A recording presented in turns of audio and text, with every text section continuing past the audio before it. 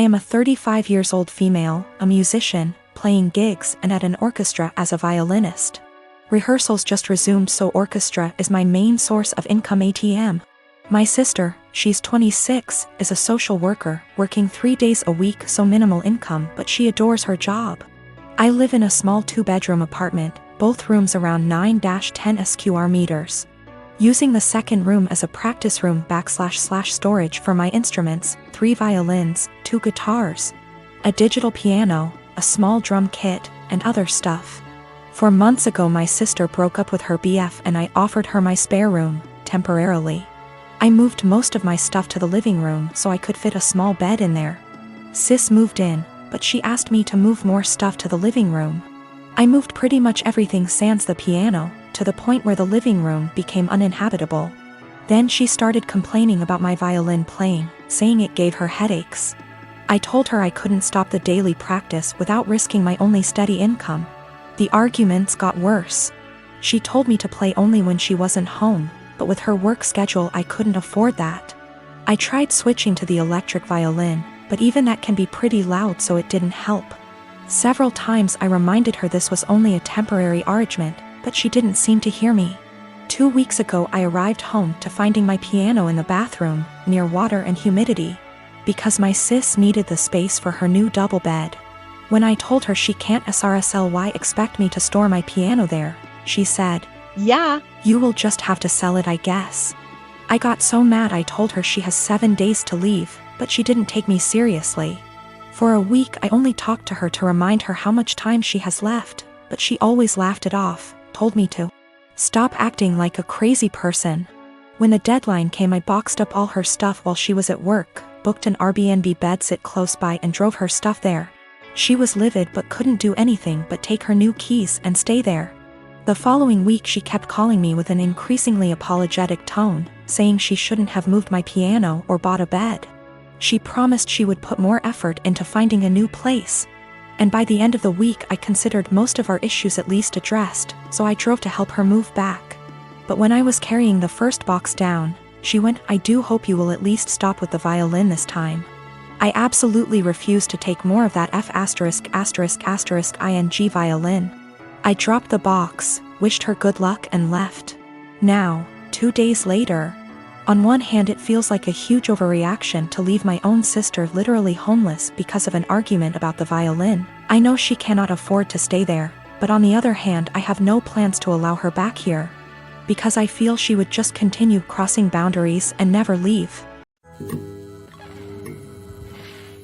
My apartment complex didn't do traditional trick or treating on Halloween.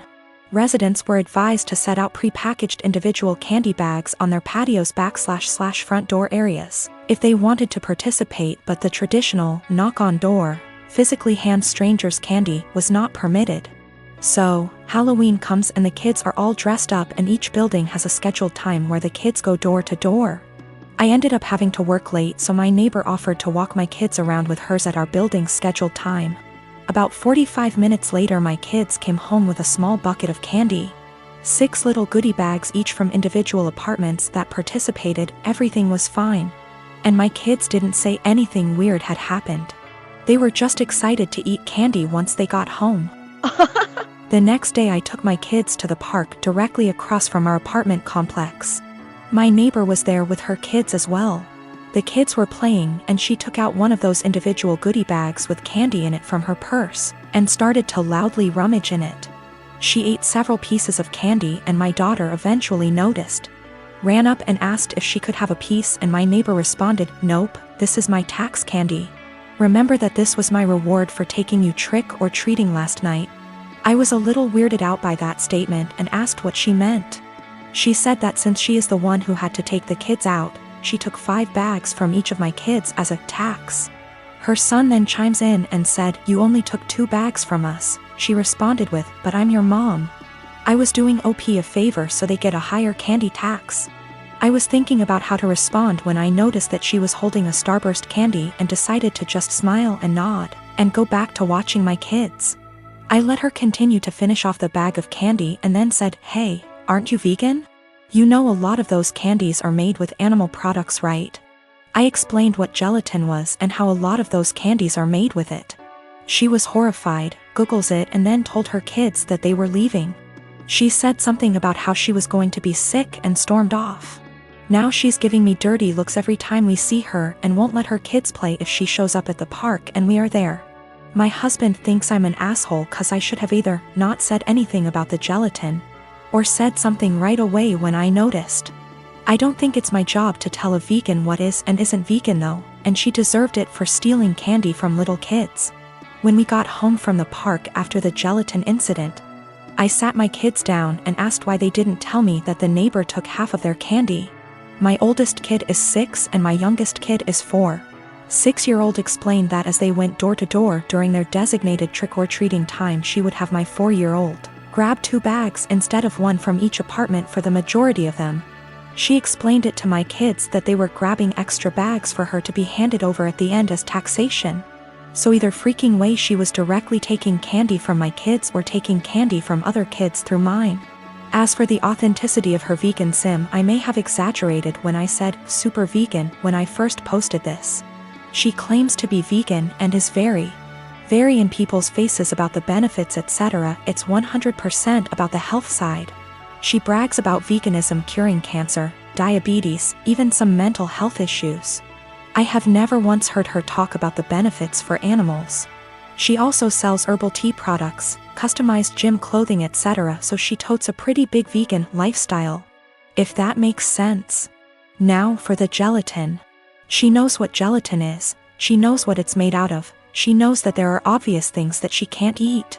But she had no idea that a lot of candy specifically had gelatin apparently.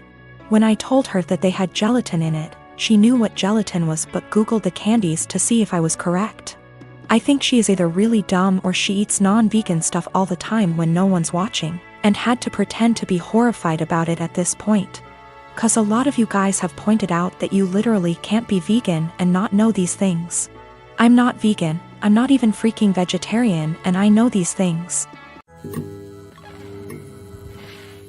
My boyfriend started asking to join me in my girls' night in. Every time I tried to say no, he'd be like, I have to join or you'll have to cancel. It made me and the girls miserable having to sit there with him in the middle. This past Friday he insisted to join us again. I had enough. I came up with an idea to get him to hate hanging out with us. Made a plan and told the girls what we were going to do and they were down for OT. The girls came and my boyfriend immediately sat with us and started ruining our conversations by steering them towards him / his work / his achievement. So here's what I did. I started bringing up gross / embarrassing subjects and the girls were eating them up by talking about them in details. Subjects like sevks, periods, his most sensitive spot, cramp diarrhea, hairy legs, fart getting trapped in the vulva and coming out the front, squeezing shit out of our faces, cramp diarrhea, dirty underwear, and again, cramp diarrhea. We talked about this stuff in boring details, like, I could feel his discomfort without even looking at him. But God, when I turned to see why he got quiet suddenly. He was getting red in the face, and had sweat all over his forehead. I bet he found himself unable to relate to thy subject, thus couldn't take part in the conversation. He got up from the couch ready to head out. I looked at him and asked where he was going and he was like, I just remembered that I have an important meeting with a guy in about 10 minutes and I have to go now. He rushed out telling us to have fun. The girls and I started laughing hysterically. He came home and berated me saying I made him feel uncomfortable / sick with the horrible subjects I kept bringing. I said, what you talking about? This is the typical stuff girls talk about all the time, but he insisted I made him upset and caused him to leave. He declined to speak to me and been quiet since then. This is his apartment, he tells me who is and isn't allowed to come and I thought this was fine since it's his place. Though I help with the bills, but he makes so much more as the head of security in his company, so that's that. I just can't believe how dense and blind I've been to his negative ways. He's still giving me the silent treatment and I've decided it's just a lot to take. And so I'm temporarily moving in with one of the girls and will now be definitely reconsidering few things. I don't want to go into tons of details. You need to know that for the last 7 years I have not been at home. And during this time my 2 brothers and sisters were still living there. While I was at home, our stepfather abused us mentally and physically. We lived in crappy houses that were covered in real garbage, including animal feces, absolutely everywhere. I haven't heard from my little sister since May. I'm pretty sure she was told to cut contact with all of us. We are her older siblings. My second sister, after my younger sister, is overweight and has spinal problems and has to diet and see a specialist she is not taken to. I told the social worker that I wanted to check on them because they were in a sorry state and because I'm not sure if there is still any physical or psychological abuse going on in the house. This genuinely worries me.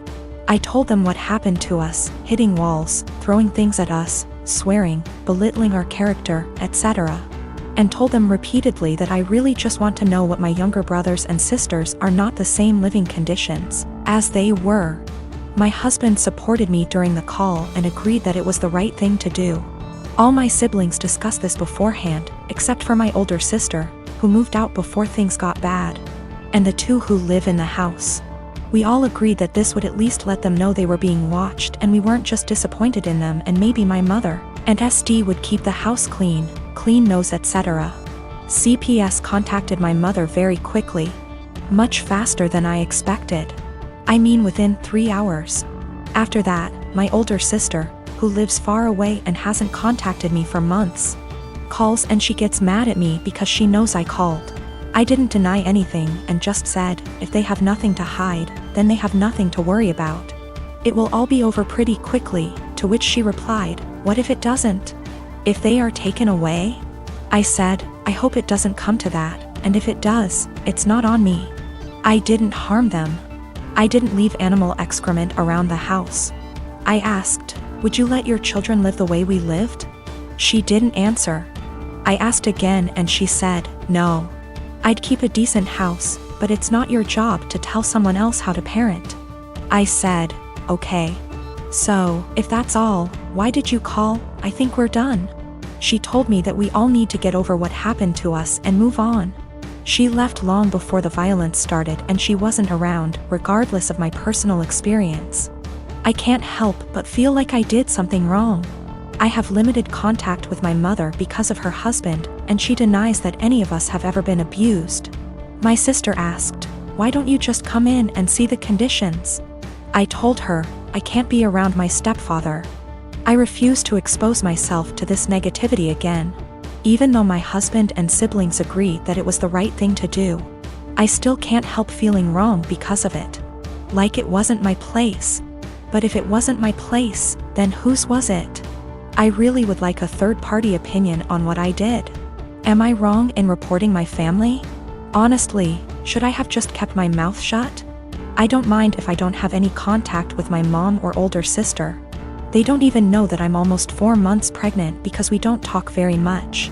So the possibility that I'll never have a real relationship doesn't bother me. What worries me is that I don't know if I was right. I called my mother's CPS based on previous experiences of psychological and physical abuse by our stepfather. I have not heard anything from my younger brothers and sisters for a long time, because communication was interrupted. We lived in appalling conditions. There were animal feces, rubbish and mess everywhere. We were beaten, things were thrown at us, etc. I told the police that I was not sure if something was going on for sure because, again, no contact. But I wanted them to check on my siblings. Was I completely out of sorts?